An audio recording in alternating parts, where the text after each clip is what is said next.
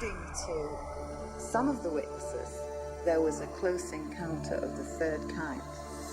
It sounds like a B science fiction movie. It just does, but there they were, and they weren't from here.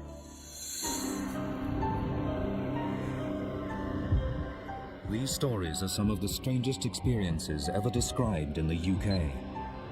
We can't tell if they're true, but they are all recounted by ordinary people. Now they are your witnesses.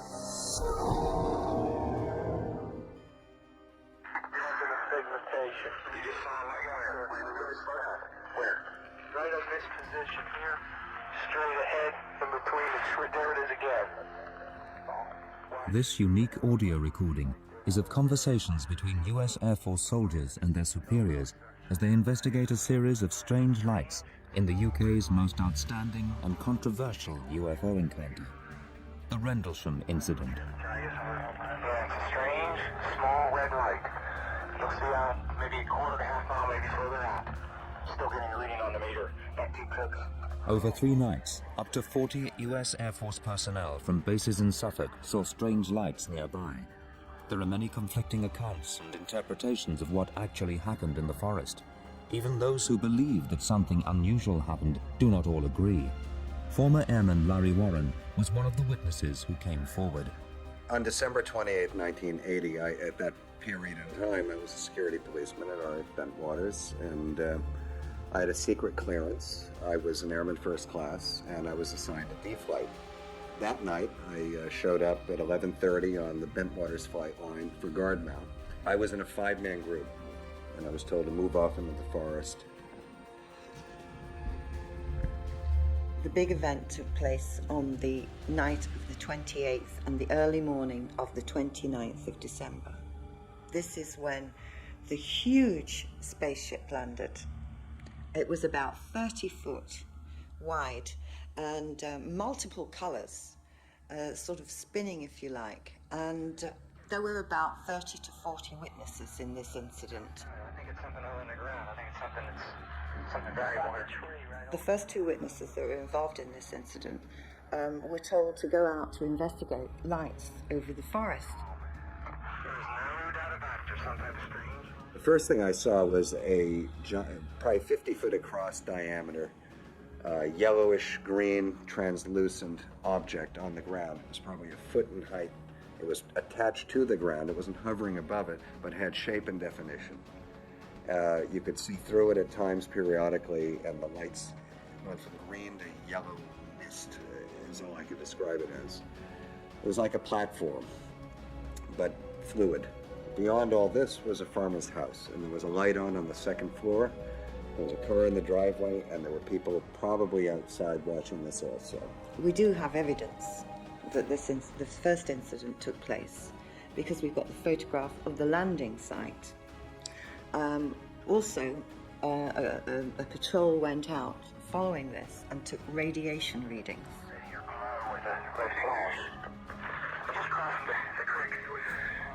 On the 29th of December, 2 days after the original sighting, the soldiers took radiation readings and mounted cameras in the area to see if they could make some sort of sense of the situation.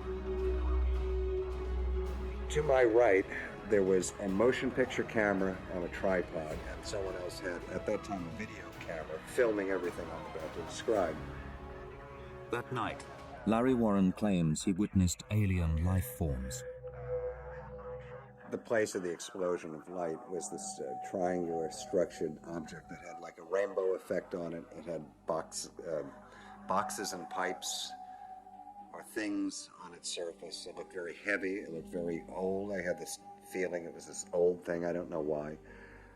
Time seemed to be at half speed. I wasn't looking at this as a rational, normal person. I don't know how it affected others. There was no heat. There was no sound that I can recall. In fact, everything was almost like in a vacuum. Weird. It's still maybe moving a little bit this way. Some people ran off, retreated quite quick. The cameras were filming this the whole while. Some people just stayed in place. I was probably shocked, you know. The man in charge of the patrol was Lieutenant Colonel Charles Holt. Larry Warren remembers the encounter his team had in the forest, as recorded on the US Air Force tape. Halt's tape actually describes the beginning of this event, as seen from about 200 yards away through the trees, where the red light comes in and then there's an object or something explodes, and that's what they were seeing in Capel Green through the forest. Okay, we're looking at the tower, probably about 200 to 300 yards away. It looks like an eye winking at you, still moving from side to side. And when you put the star scope on it, it sort of has a hollow center, like dark center. It's like a pupil eye looking at you and winking. One on the right heading away.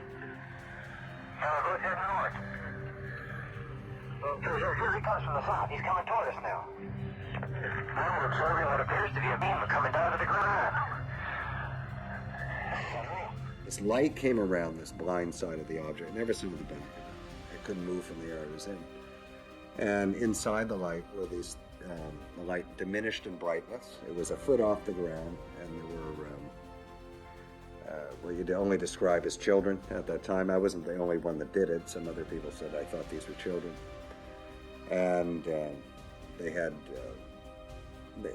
4.5 feet tall, above the ground, very bright, translucent at points. You couldn't see the lower extremities, but you could clearly see the face, and it wasn't human. But it seemed like it was either a projection, or it was separate from us, or it was protected from us. It was, but it was alive. There was no doubt in my mind the way these things moved. The upper extremities, there was a noise behind us at one point, and the arms on one of these three beings raised, almost like this, in a defensive posture. It had some kind of equipment around its belt, all three of them. And I mean, it sounds like a B science fiction movie. It just does, but there they were. They weren't from here at all. According to some of the witnesses, there was a close encounter of the third kind. There was actually beings. These were translucent. They were almost human-looking, but translucent. The witnesses were absolutely in a terrible state. I mean, these are military men. We see strange strobe-like flashes to the rather sporadic, but there's definitely something there, some kind of phenomenon. 305. We approach these things. There's been misstatements over the years that there was communication with sign language and all this, like close in the movies. It wasn't. It was definitely a visual standoff. A very uncomfortable one, so it looked, with this phenomenon. 315, now we've got an object about 10 degrees directly south, 10 degrees off the horizon. Some of the other people looked totally buried, like everything they knew collapsed. It was done. We were called off by our shift supervisor back to the staging area, parking area. And it seemed the lower ranking guys were called off first, so I gladly left. I looked over my shoulder, my left shoulder, as I was going over the rise, and this face-off was still going on this field called Capel Green. And I'll never forget it. And there it was. We got back to the vehicles and left. We're turning around, heading back toward the base. The object to the south is still beaming down lights to the ground. The witnesses were believed. They made statements. The British police were also called out where the UFO had landed, and they found 3 indentations in the ground, which were photographed. And remarkably, in 1983, they were sent a copy of a memorandum that was written by Lieutenant Colonel Charles Halt, the very person who went out there with the patrol and investigated this case. For many years, the truth behind Britain's equivalent to Roswell remained surrounded in secrecy, closely guarded by both the British and US governments. Then in 1983, after years of campaigning, the US government was forced to release official documents on the incident under the Freedom of Information Act. This controversial report is signed by Lieutenant Colonel Charles Halt, the commander in charge on the night. This memorandum was sent to the Ministry of Defence, and it really, what it depicts is what happened during that week. It mentions the triangular-shaped craft. It also mentions that Colonel Holt was out there himself at a later date, mentions the radiation readings, and numerous other things. So here we have, for the very first time, an official document to say that this case actually took place. The Holt memo dated January 13th, 1981, just weeks after these events. As important as it is, an official Air Force letterhead authored by a deputy base commander of a very important NATO air base, describing phenomena that reads like science fiction. All that is good and fine, but the bottom line is, I witnessed it, and it's the biggest story ever told, really, when it gets down to it. If this case is brought into a court of law, the testimony from the witnesses and the evidence that could be brought forward would bring this house of cards down in a matter of hours, and that I stand by.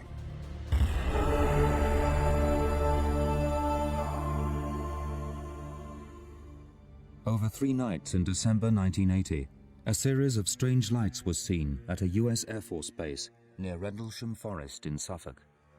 The lights were investigated by military police, but they could find no explanation for the extraordinary sights. In an official memo written by Lieutenant Colonel Charles Holt, he described his men as reporting seeing strange objects in the woods.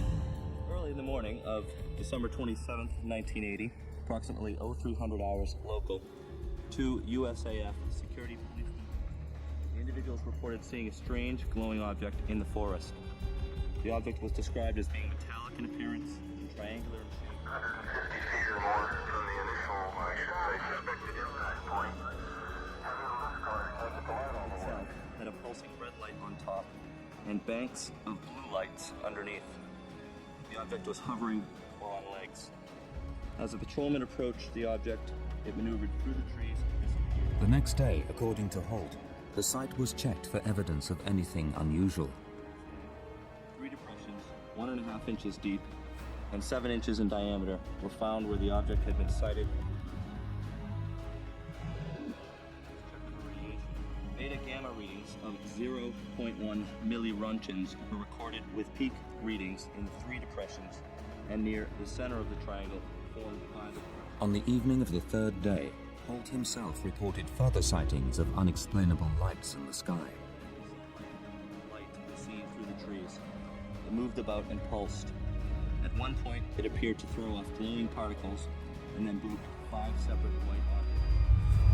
The cell was visible for 2 or 3 hours and beamed down a stream of light from time to time. Numerous individuals, including the undersigned, witnessed this. Police were called in. After their initial examination, they found nothing significant. They decided that they too could see nothing further to investigate. Now, the British police were also called out on the night, on the time it took place, but they were actually called at 4 a.m. in the morning when it was all over. So what we have now is a police officer who's saying, oh, but there was nothing there when I went out to investigate it. But of course it was all over by that time. The official line was that the lights had an innocent, rational explanation, possibly the beam from a nearby lighthouse, but some still think differently. Throughout the last 20 years, gradually some of the witnesses have come forward and started to talk about what happened. One of the witnesses was told that what he had seen was the beam from the nearby lighthouse. Now, this is 5 miles in the distance. He said, no, I did not see a lighthouse beam. What I saw was an unidentified craft. They kept on, and in the end, he finally said, okay, it was the beam from the nearby lighthouse. He was so upset about this that when he was returned back to his quarters, he actually thought of going AWOL. Official reaction from the US Air Force and the UK Ministry of Defence was the same, and remains so to this day. The Ministry of Defence have denied this incident took place.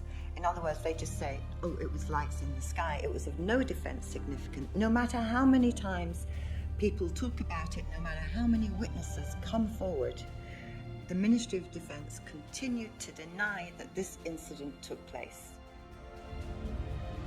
The Ministry of Defense statement was clear and unambiguous. The lights posed no threat. The Ministry of Defense examines any reports of unexplained aerial sightings it receives, solely to establish whether what was seen might have some defense significance, namely, whether there is any evidence that the United Kingdom's airspace might have been compromised by hostile or unauthorized air activity. The judgment was that there was no indication that a breach of the United Kingdom's air defences had occurred on the nights in question, and no further investigation into the matter was deemed to be necessary. The government of Great Britain has always said these events were of no defense significance. And I countered that by saying we had the largest backline supply of tactical nuclear weapons in NATO, secretly housed in East Anglia. These objects were flying with impunity over the weapon storage areas, firing beams of light down to the ground at these hardened weapon storage areas, adversely affecting the ordnance in. That sounds to me like extreme defense significance. There are actually a number of reasons why the British and American governments would not want to admit that this very powerful incident took place. At that particular time, it was the height of the Cold War. The bases deployed nuclear weapons that we weren't supposed to know about. There was a lot of conflicts going on in the world, but if you actually look back on the historical records on ufology, you will realize that every case is being covered up, including, of course, Roswell.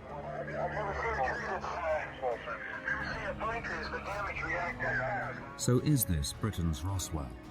The conspiracy theorists and believers had a field day. Though they don't all agree, they felt they had credible eyewitness evidence of sightings of alien craft. But the Ministry of Defense and US Air Force still maintain that there was no threat to air defenses, even though nuclear weapons were stored nearby. There could be a whole host of reasons why we're talking about a cover-up. It could, in its simplest form, be bureaucracy. It could be red tape, and it's nothing more than that. I mean, our own official Secrets Act in the UK buries things for years. Some of it is quite trivial, and there's no reason why it shouldn't be released. It's just that that's the way bureaucracy works. Again, it could be that that's the way bureaucracy works regarding the Rendlesham events.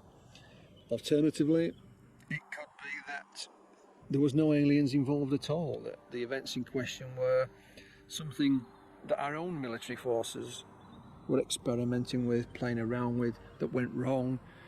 So therefore there's a reason for hiding this. Military blunders in the past have been hidden for a long, long time. Again, if it is an alien presence, who knows the reasons why this may be kept secret. Amid the many conflicting stories of the Rendlesham incident, whether it was a lighthouse beam or other rational explanation, Larry Warren still believes that he saw alien beings that night. To the best of my knowledge, Larry's the only one that actually states that aliens were there at the time, were responsible for this, that he physically saw aliens. I'm not sure that any of the other witnesses to these events even talk about aliens.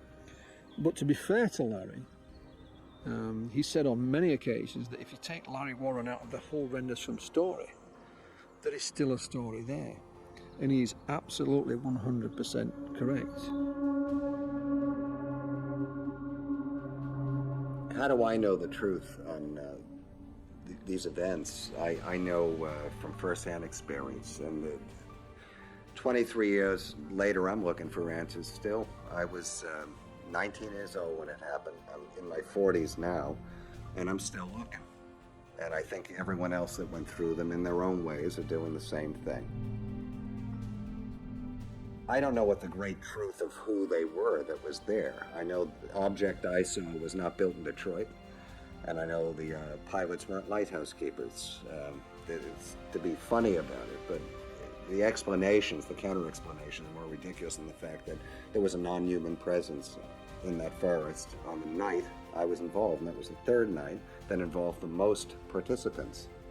I've named them for years, long before this was any part of pop culture at all. And the bottom line is, I wrote a book about this just to set the record straight on what happened to me. And 5 years later, I have never been sued for what I said or naming the people and placing them in the roles they were in at all. Larry has had some difficulties, however. The US government temporarily suspended his passport, restricting his freedom to travel.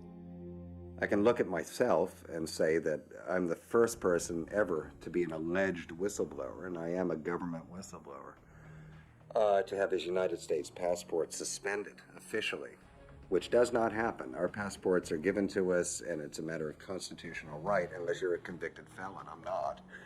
I had mine suspended for a year, and with the simple reason that I spoke about sensitive defense issues on public soil. And it took a former United States Attorney General under two presidents, Ramsey Clark, to get it back.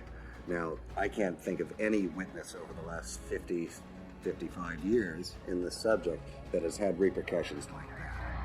Definite heat reflection off the tree, about 3 to 4 feet off the ground.